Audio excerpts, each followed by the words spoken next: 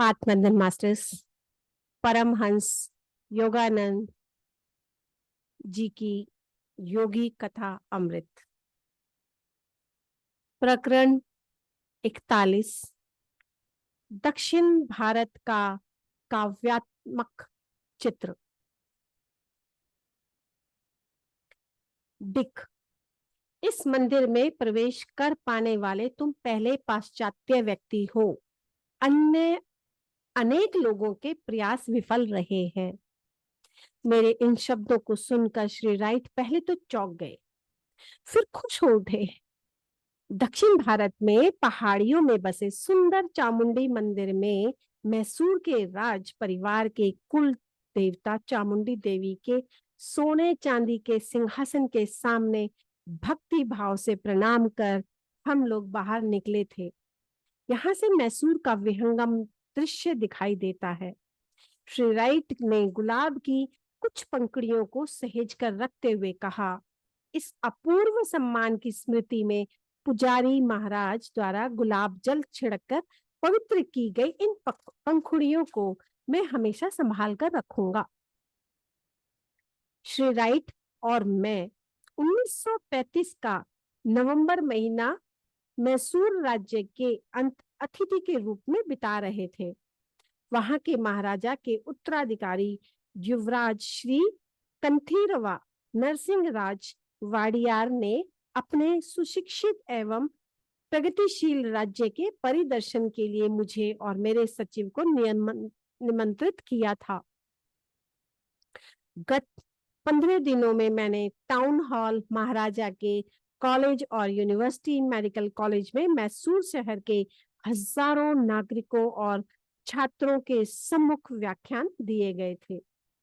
इसके अतिरिक्त मैंने बेंगलोर में 3 विशाल जनसभाओं को संबोधित किया था।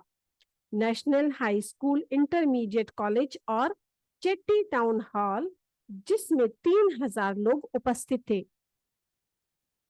अपने व्याख्यानों को मैंने अमेरिका का जो उज्जवल चित्र खींचा, उस पर उत्सुक लग रहे श्रोताओं को विश्वास हुआ या नहीं मैं नहीं जानता, परंतु जब जब मैंने पूर्व और पश्चिम के सर्वोत्तम वैशिष्ट्यों के आदान प्रदान से हो सकने वाले पारस्परिक हितों की चर्चा की, तब तब तालियों की गड़गड़ाहट सबसे ऊंची गूंज उठती थी। श्री राइट और मैं अब उष्ण प्रदेशीय शांति में विश्राम का समय बिता रहे थे। अपनी यात्रा दैनंदिनी में श्री राइट ने मैसूर का अपना अनुभव इस प्रकार लिखा।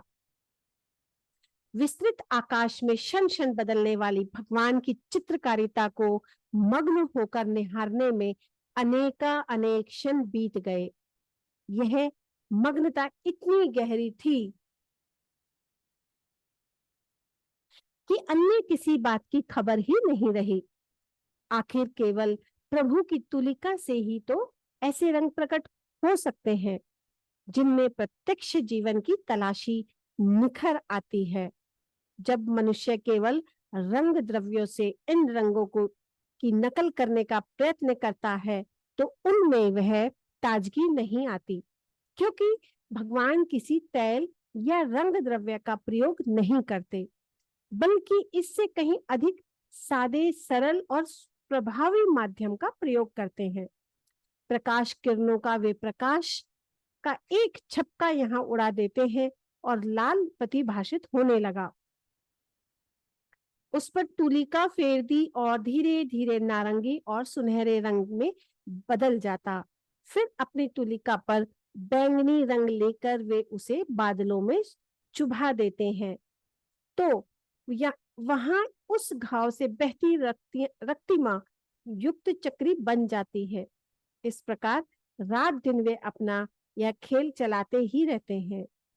चिर परिवर्तनशील, चिर नवीन, सदा नई ताजगी, कभी पुनरावृत्ति नहीं, कभी वही आकृति नहीं, कभी वही रंग नहीं।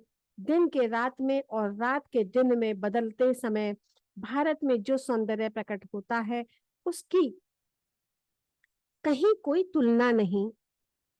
प्राय आकाश ऐसा दिखता है मानो ईश्वर ने अपनी रंग पेटी में से सारे रंग निकालकर एक साथ जोर से आकाश में उछाल दिए हो।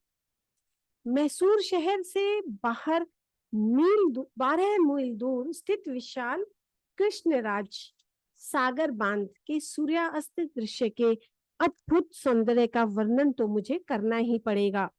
योगानंद जी और मैं वहां जाने के लिए एक छोटी सी बस में सवार हो गए। उस बस के इंजन को हैंडल मारकर चालू करने के लिए एक छोटा सा लड़का भी हमारे साथ हो लिया। सड़क कच्ची परंतु अच्छी समतल थी। जब हम लोग निकले तो सूर्य अस्त हो ही रहा था। वह क्षितिज पर पिचका दिए गए अत्यधिक पके टमाटर की भांति दिखाई दे रहा था। हर जगह की तरह कि यहाँ भी रास्ता धान के चौकोर खेतों के बीच में से जा रहा था। रास्ते के दोनों ओर शीतल छायादार वट वृक्ष थे और जिनके बीच बीच में नारियल के ऊंचे ऊंचे पेड़ भी थे। लगभग हर तरफ एक जंगल सा ही लग रहा था। अंततः हम लोग एक पहाड़ी के ऊपर पहुंच गए। सामने एक विशाल कृत्रिम झील दिखाई दे रही थी, जिसमें आकाश के तारे और किनारे के ताड़ और अन्य वृक्षों का प्रतिबिंब पड़ रहा था। झील के चारों ओर पहाड़ियों में सीढ़ियां काट काट कर सुंदर सुंदर बगीचे बनाए गए थे और किनारों पर इलेक्ट्रिक लाइटों की पंक्तियां थी। बांध की दीवार के नीचे का दृश्य तो देखते ही बनता था। विशाल ऊंचे ऊंचे उठने वाले फव्वारों पर पड़ती रंग बिरंगी प्रकाश किरणें ऐसा दृश्य प्रस्तुत कर रही थी मानो अत्यंत सुंदर रंग बिरंगी उज्जवल प्रभा युक्त शाइयों का उत्स्राव हो। मानो नीले लाल हरे पीले जलप्रपात वहां नृत्य कर रहे हो। कहीं कहीं हाथी की भव्य प्रस्तर प्रतिमाओं के ऊपर उठी सूंडों से पानी के फव्वारे उड़ रहे थे। यह बांध, जिसके आलोकित फव्वारे मुझे शिकागो में 1933 में हुए विश्व मेले की याद दिला रहे थे। धान के खेतों और सीधे साधे लोगों की इस प्राचीन भूमि में अपनी आधुनिकता में अद्वितीय है। भारत में लोगों ने इतने प्रेम के साथ हम लोगों का स्वागत किया कि मुझे डर लगने लगा है कि योगानंद जी को वापस अमेरिका ले जाना मेरे बस के बाहर की बात होगी। एक और दुर्लभ अवसर मुझे मिला हाथी की सवारी का, जो मैं पहली बार कर रहा था। कल युवराज ने हमें साथ हाथी की सवारी का आनंद लेने के लिए अपने ग्रीष्मकालीन महल में बुलाया। वह हाथी अत्यंत विशालकाय था और हौदे पर चढ़ने के लिए एक सीढ़ी लगाई गई थी। मैं उस सीढ़ी से रेशम के गद्दे लगाकर नरम बनाए गए बक्सनुमा हौदे में पहुंच गया। हाथी ने ढलान से उतरते हुए एक संकरे मार्ग पर चलना शुरू किया और उसी के साथ शुरू हुआ हौदे में हमारा इधर से उधर लुढ़कना, उछाले जाना, ऊपर उठना, नीचे गिरना, कभी इधर झूमना तो कभी उधर झूमना। यह सब इतना रोमांचक था कि चिंता करने का या कुछ कहने का समय ही नहीं था। बस अपनी जान बचाने के लिए कसकर पकड़े रहने के सिवा कोई विचार ही उस समय मन में नहीं आ सकता था। ऐतिहासिक पुरातात्विक अवशेषों से भरपूर दक्षिण भारत का एक निश्चित और फिर भी अवर्णनीय सुंदरता से युक्त प्रदेश है। मैसूर के उत्तर में विशाल गोदावरी नदी द्वारा अलग किया गया हैदराबाद राज्य का सुंदर पठारी भाग है। विस्तृत उपजाऊ जमीन, मनोरम नीलगिरी पर्वत, कुछ हिस्सों में चूने के पत्थर या ग्रेनाइट पत्थर की बंजर पहाड़ियों से युक्त यह प्रदेश अत्यंत मनोहारी है। हैदराबाद का इतिहास एक लंबी विविध रंगी कहानी है, जो आंध्र के 3000 वर्ष पूर्व के राजाओं से शुरू होती है और 1294 ईस्वी तक हिंदू राजाओं तक आती है। इसके बाद यह प्रदेश मुस्लिम शासकों के अधीन चला गया। संपूर्ण भारतवर्ष में वास्तुकला, शिल्पकला और चित्रकला का सबसे सुंदर प्रदर्शन हैदराबाद राज्य में ही चट्टानों से तराश कर निकाली गई अजंता और एलोरा की गुफाओं में देखने को मिलता है। एलोरा का कैलाश मंदिर एक विशाल अखंड पत्थर के पहाड़ को काटकर बनाया गया है।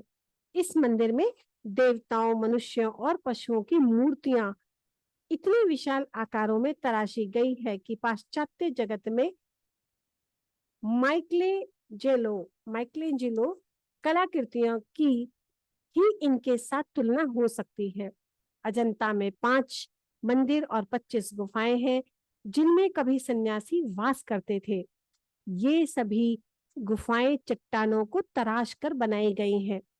इनमें विशाल आधार स्तंभ है जिन पर अति सुंदर रंगीन चित्र और मूर्तियां बनाकर उनके चित्रकारों और मूर्तिकारों ने अपनी कला को अमर बना दिया है।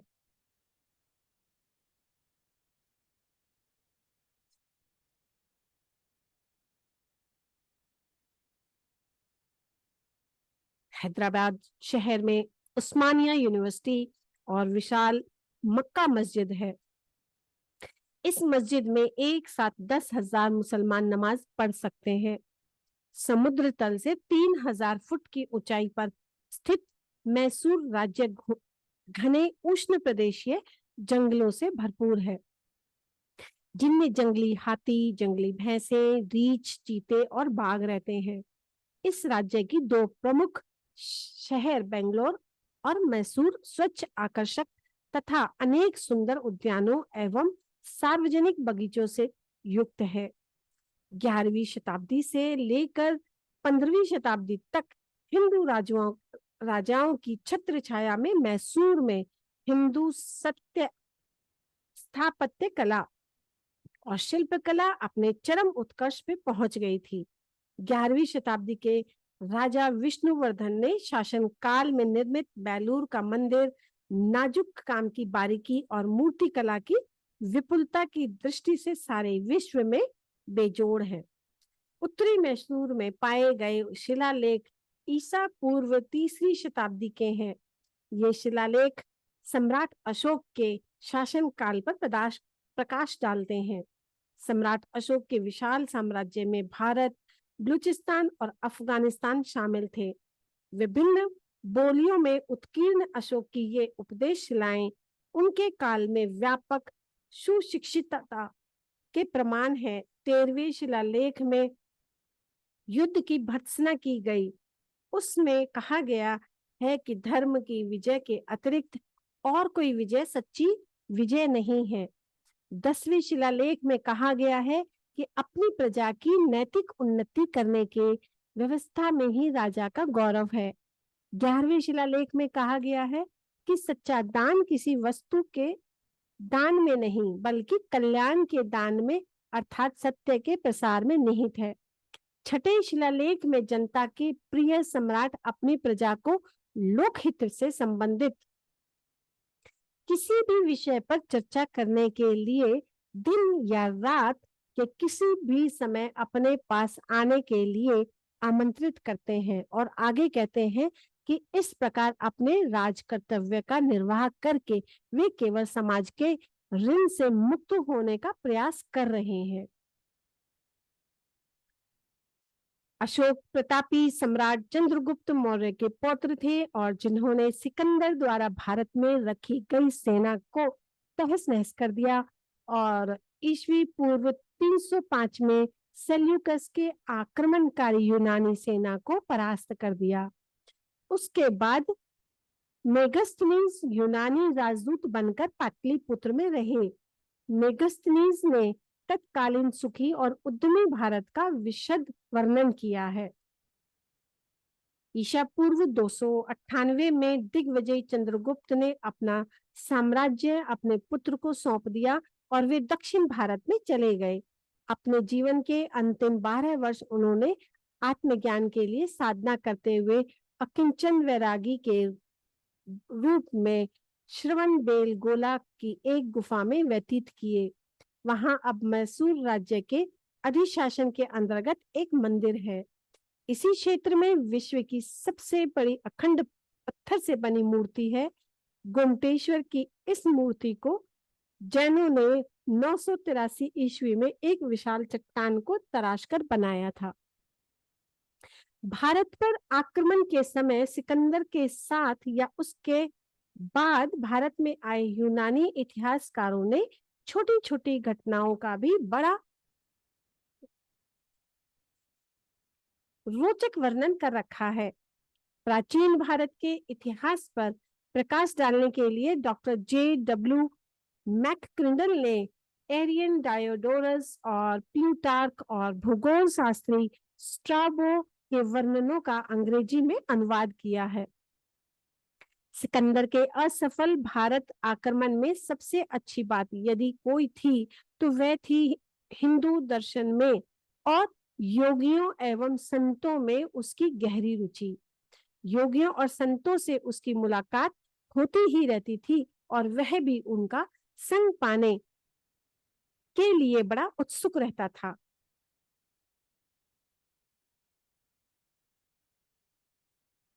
पश्चिम से आ रहे इस योद्धा ने उत्तरी भारत में तक्षशिला पहुंचने के शीघ्र बाद ही ओनेसी क्रीटोस डायोजेनिस के हेलेनिक मत का एक अनुयायी को तक्षशिला के एक महान सन्यासी दंडामिस को बुला लाने के लिए भेजा। प्रणाम हे ब्राह्मण गुरु।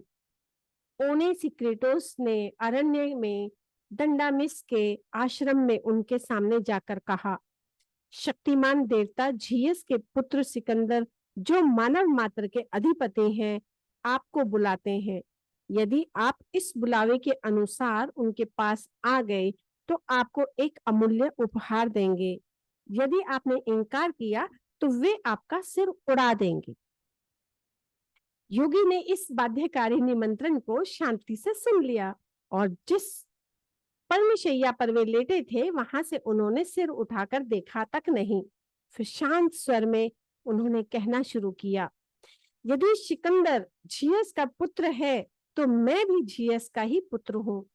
सिकंदर के पास जो कुछ है उसमें से मुझे कुछ नहीं चाहिए, क्योंकि मेरे पास जो कुछ है उसमें मैं संतुष्ट हूँ। और मैं यह भी देख रहा हूँ कि वह अपनी सेना लेकर सागर और भूमि पर निरर्थक भटक रहा है। उसके इस भटकने का कोई अंत नहीं दिख रहा है। जाकर सिकंदर से कह दो कि राज राजेश्वर परमेश्वर कभी धृष्ट अन्याय का जनक नहीं बनता, बल्कि वह तो प्रकाश, शांति, जीवन, जल, मानव देह और आत्माओं का सृष्टा है। जब मृत्यु मनुष्य को शरीर से मुक्त कर देती है तो मनुष्य किसी रोग व्याधि से ग्रस्त नहीं रह जाता। परमात्मा हर मनुष्य को फिर अपने पास ले लेता है। केवल उसी परमात्मा के चरणों में मैं सिर झुकाता हूँ जो हत्या से घृणा करता है और कभी युद्धों के लिए प्रोत्साहन नहीं देता। उसी शांत स्वर में धिक्कारते हुए दंडामिस कहते गए, और सिकंदर कोई देवता नहीं है, क्योंकि मैं उसे मृत्यु का ग्रास बनना ही पड़ेगा। उसके पास जैसा या उसके जैसा कोई जो अपने आंतरिक ब्रह्मांड साम्राज्य के सिंहासन पर अभी बैठा ही नहीं है, इस जगत का अधिपति कैसे बन सकता है? ना ही उसने शरीर अभी सशरीर यमलोक में प्रवेश किया है, न उसे इस पृथ्वी के विशाल प्रदेशों के ऊपर से जाने वाले सूर्य पथ का ही ज्ञान है। अधिकांश देशों में उसका नाम भी लोगों ने नहीं सुना है। इस भर्त्सना के बाद जो निश्चय ही पृथ्वीपति के कानों में कभी पड़ी सबसे कड़ी फटकार रही होगी। दंडामिस ने व्यंग बाण चलाया। यदि सिकंदर की इच्छा वासनाओं की पूर्ति के लिए उसका वर्तमान साम्राज्य पूरा नहीं पड़ रहा हो तो उसे गंगा पार जाने के लिए कहो।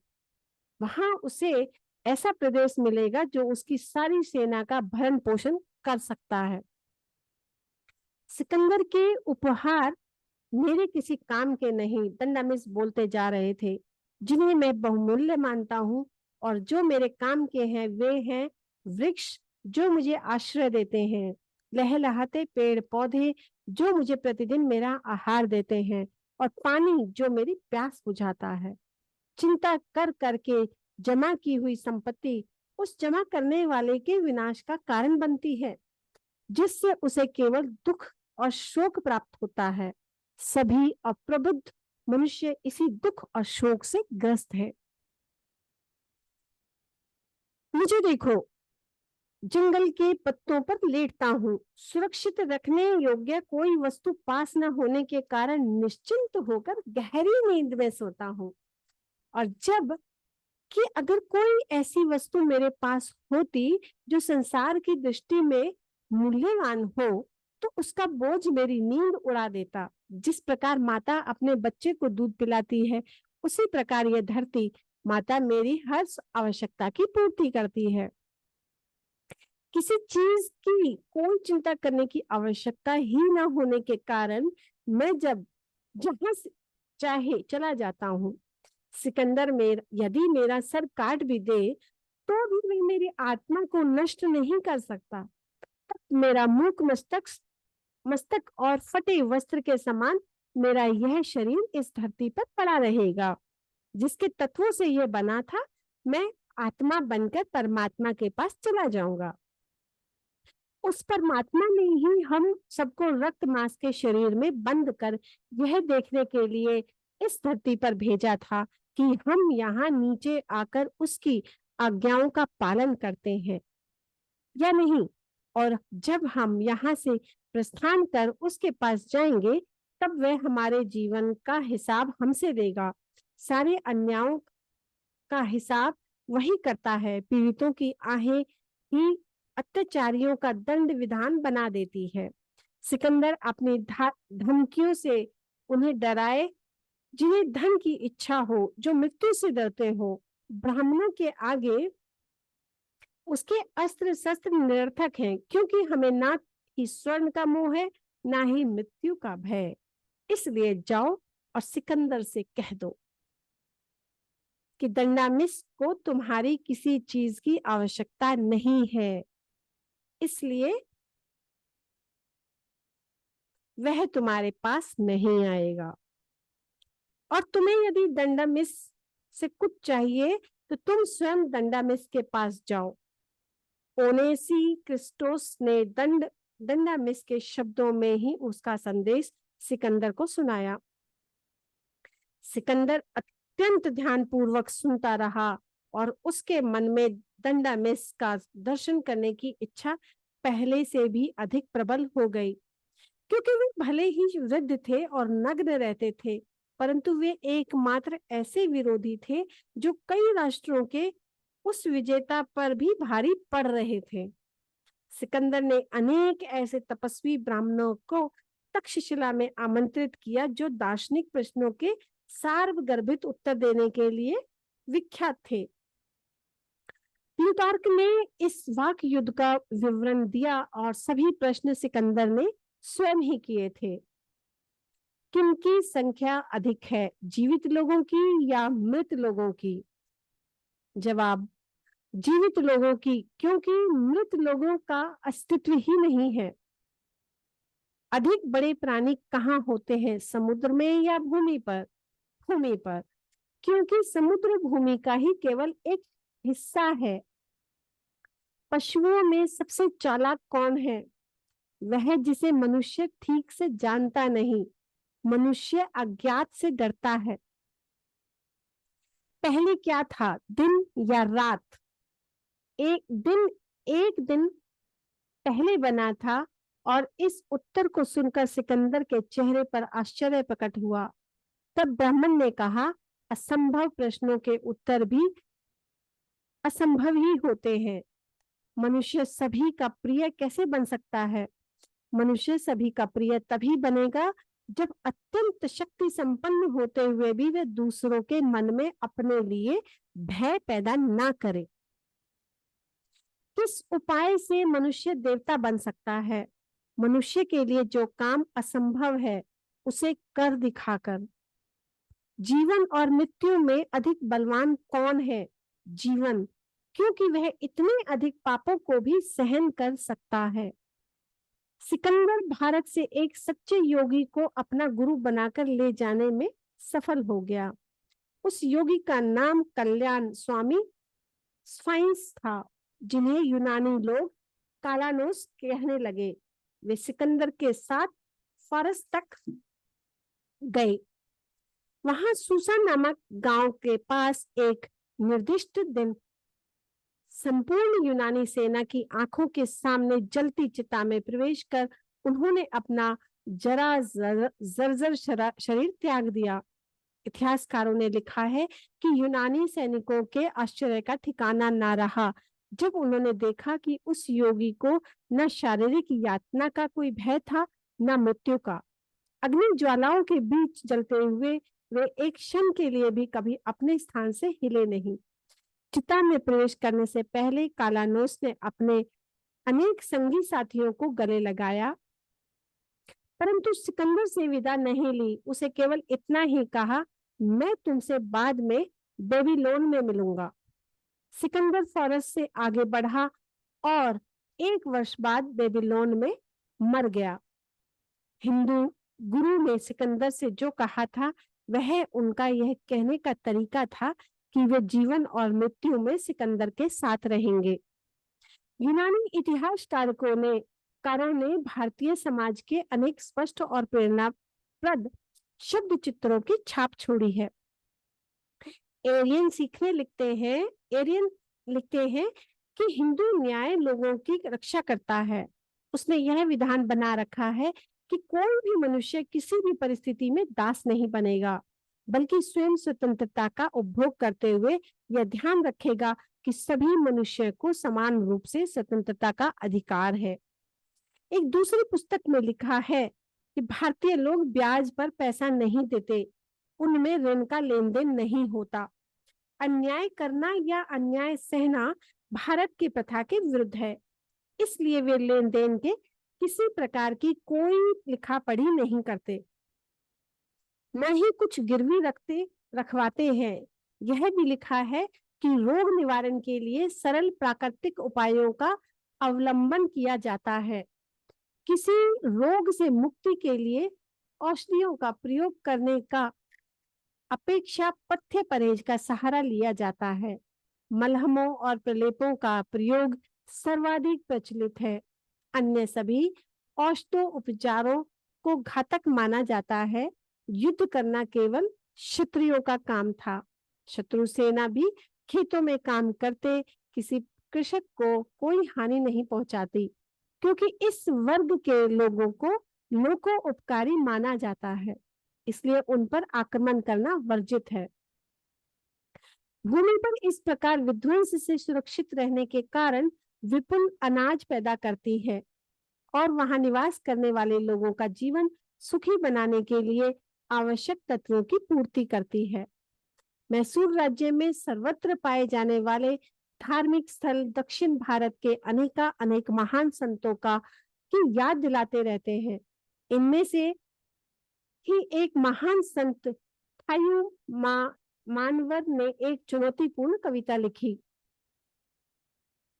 वो इस प्रकार है, तुम मदमस्त गज को नियंत्रण में ला सकते हो, तुम रीछ और व्याघ्र का मुंह बंद कर सकते हो, सिंह की सवारी कर सकते हो और नाग के साथ खेल सकते हो। तुम किसी भी धातु को स्वर्ण में बदलकर जीविका कमा सकते हो। तुम अदृश्य होकर पूरी सृष्टि का भ्रमण कर सकते हो। देवताओं को अपने दास बना सकते हो, सदा के लिए युवा रह सकते हो। तुम पानी पर चल सकते हो और अग्नि में वास कर सकते हो, परंतु मन का नियंत्रण इन सब से श्रेष्ठ और अधिक कठिन है।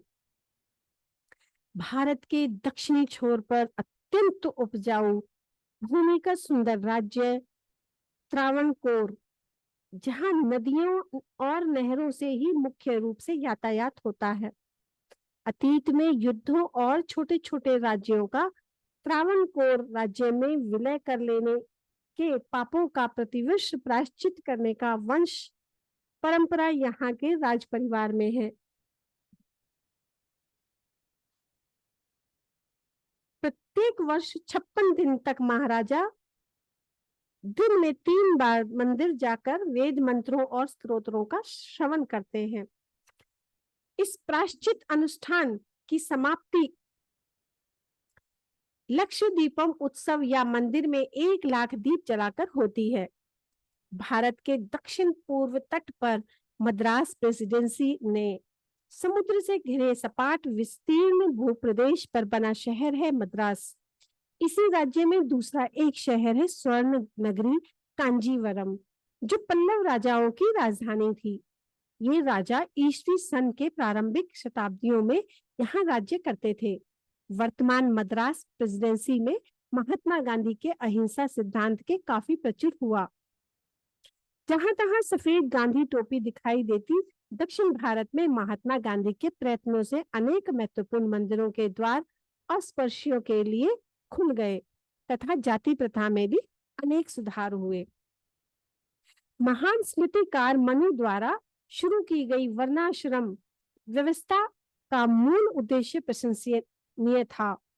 उन्हें यह स्पष्ट रूप से समझ में आ गया था कि प्राकृतिक क्रम विकास में अवस्थाओं के अनुरूप मानव जाति 4 मुख्य वर्णों में विभाजित है। वे जो शारीरिक श्रम और समाज की सेवा कर सकते हैं, शूद्र। दूसरे, वे जो मानसिकता, कौशल, कृषि कर्म, व्यापार वाणिज्य और साधारण तौर पर उद्योग व्यवसाय वणिक वृत्ति द्वारा समाज की सेवा कर सकते हैं, वैश्य। तीसरे में जिनमें प्रशासन कार्य, संचालन और संरक्षण की मनोवृत्ति एवं क्षमता होती है, अर्थात शासक तथा योद्धा क्षत्रिय। वे चौथे, जिनकी प्रवृत्ति चिंतन मनन की होती है, जिनमें आध्यात्मिक प्रेरणा जाग गई होती है और दूसरों में यह प्रेरणा जगा सकते हैं कि ब्राह्मण। महाभारत में कहा गया है, कोई द्विज ब्राह्मण है या नहीं, इसका निर्णय जन्म, संस्कार, विद्या, अध्ययन या वंश परंपरा से नहीं हो सकता, केवल चरित्र और आचरण से ही हो सकता है। मनु समाज को ज्ञान, सद्गुण, आयु, रिश्तेदारी और अंत में संपत्ति के आधार पर लोगों को सम्मान देने का निर्देश दिया। वैदिक काल के भारत में धन के संचय को और ऐसे धन को जो लोगों उपकार के लिए उपलब्ध न होता हो, घृणा की दृष्टि से देखा जाता है। अत्यंत धनवान लोगों को भी यदि वे कृपण हो तो समाज में हीन स्थान मिलता था। काल के प्रवाह में जब वर्णाश्रम व्यवस्था जाति प्रथा के चौखटे में जकड़ गई तो समाज के लिए गंभीर रूप से हानिकारक बन गई। 1947 में स्वाधीनता प्राप्त करने के बाद भारत धीरे धीरे परंतु निश्चित रूप से जन्म पर नहीं बल्कि केवल नैसर्गिक गुण कर्म पर आधारित जाति प्रथा के प्राचीन मूल्यों की पुनर्स्थापना की दिशा में आगे बढ़ रहा है। पृथ्वी पर प्रत्येक राष्ट्र को दुख उत्पन्न करने वाले अपने ही विशिष्ट कर्म संचय को भोगना पड़ता है और इस प्रकार कर्मों को समाप्त करना पड़ता है। अपनी बहुमुखी प्रतिभा और अदम्य आत्मशक्ति से भारत जाति व्यवस्था में सुधार लाने में सफल हो रहा है। दक्षिण भारत इतना लुभावना है कि श्री राइट और मैं वहां अपने प्रवास को और बढ़ाना चाहते थे, परंतु निष्ठुर समय हमें इसकी अनुमति नहीं दे रहा था। कोलकाता विश्वविद्यालय में इंडियन फिलोसॉफिकल कांग्रेस के समापन सत्र में व्याख्यान देने का मेरा दिन निकट आ रहा था। मैसूर में अपने प्रवास के अंत में इंडियन एकेडमी ऑफ साइंस के अध्यक्ष सर सीवी रमन से मैंने भेंट की और उनके साथ वार्तालाप में मुझे बड़ा आनंद आया।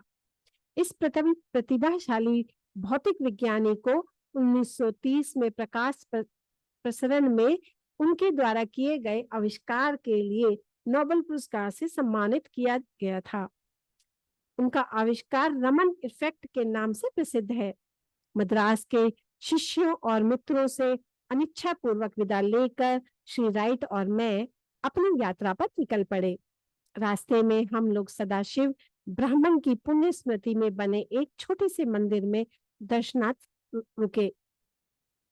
18वीं शताब्दी के इस संत की जीवन गाथा अनेक चमत्कारों से परिपूर्ण है। इन्हीं सदाशिव का एक बड़ा मंदिर नेरूर में है, जिसे पुडुकोट्टई के नाम से राजा ने बनवाया था। यह एक तीर्थ क्षेत्र बन गया, जहां देवी चमत्कार से अनेक लोग रोग मुक्त हुए।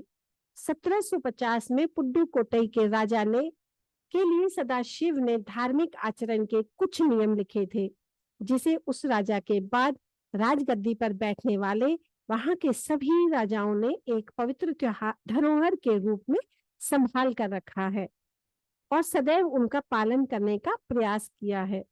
सदाशिव पूर्ण ज्ञानी संत थे तथा सभी को प्रिय थे। उनके बारे में दक्षिण भारतीय ग्रामों में अभी भी विलक्षण कहानियां प्रचलित हुई और यह दिन में वे कावेरी तट पर समाधि में लीन बैठे थे। अचानक बाढ़ आई और लोगों ने उन्हें बाढ़ में बह जाते हुए देखा। इस पर कई सप्ताह बाद वे कोयम्बटूर जिले में कुड्डूमुड़ी गांव के निकट मिट्टी के नीचे दबे हुए पाए गए। मिट्टी हटाने वाले ग्रामीणों के फावड़े जब उन्हें लगे तो वे उठ खड़े हुए और तेजी से वहां से चल दिए।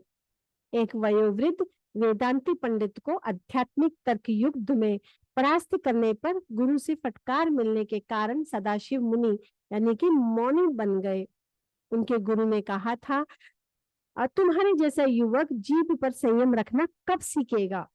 आपके आशीर्वाद से अभी और इसी क्षण।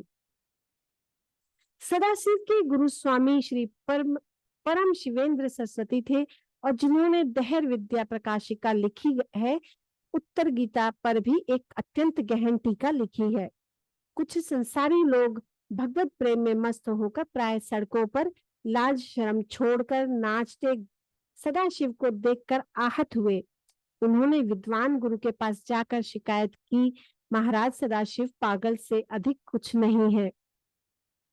परंतु परम शिवेंद्र महाराज ने आनंद के साथ मुस्कुराकर कहा, आहा, काश यदि सभी इस प्रकार के पागल बन सकते। सदाशिव के जीवन में भगवान के हस्तक्षेप की अनेक विलक्षण और सुंदर घटनाएं घटित हुई। इस संसार में बहुत सा अन्याय प्रतीत होता है, परंतु भगवत भक्त ईश्वर के तत्क्षण न्याय के असंख्य प्रसंगों के साक्ष्य दे सकते हैं। समाधि अवस्था में मग्न सदाशिव एक रात एक धनी गृहस्थ के अनाज गोदाम के पास आकर रुक गए। पहले से ही चोरों की तलाश कर रहे 3 नौकरों ने उन्हें देख लिया। उन पर वार करने के लिए अपनी लाठियां उठाई और आश्चर्य, उनके हाथ ऊपर ही उठे रह गए। भोर में सदाशिव के वहां से जाने के बाद वे तीनों मूर्तियों के समान वैसे ही हाथ ऊपर उठाए खड़े रहे। एक बार मजदूरों के एक सरदार ने मजदूरों के साथ इस संत को भी जबरदस्ती लकड़ी ढोने के काम में लगा दिया। मौनी संत ने विनम्रता पूर्वक वह बोझ ढोया और नियत स्थान पर पहुंचने पर जैसे ही उन्होंने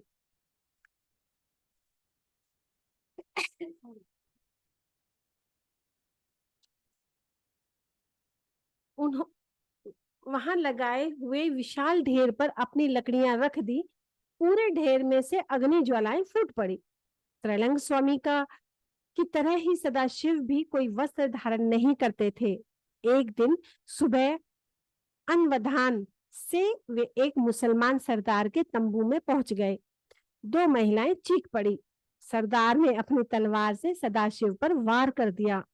सदाशिव का हाथ कटकर जमीन पर गिर गया और यह सब उनके ध्यान में भी नहीं आया कि वे निर्विकार भाव से वहां से चल दिए। आश्चर्य मिश्रित भय पश्चाताप से दग्ध हुए मुसलमान सरदार ने जमीन पर पड़ा हाथ उठाया और सदाशिव के पीछे चल पड़ा।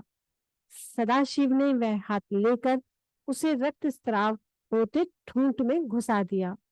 मुसलमान सरदार ने विनम्र होकर जब आध्यात्मिक उपदेश की याचना की तो सदाशिव ने अपनी उंगली से रेत पर लिखा, जो करने की इच्छा हो वह मत करो, तब तुम जो चाहोगे वह कर सकोगे।